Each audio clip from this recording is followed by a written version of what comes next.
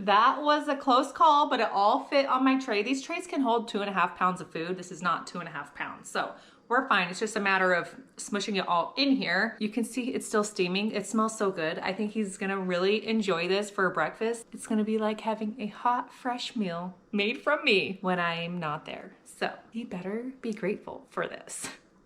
One of the ways I like to show love is making food for people. He knows that I enjoy cooking for him. And so I think he will be very grateful to have these meals.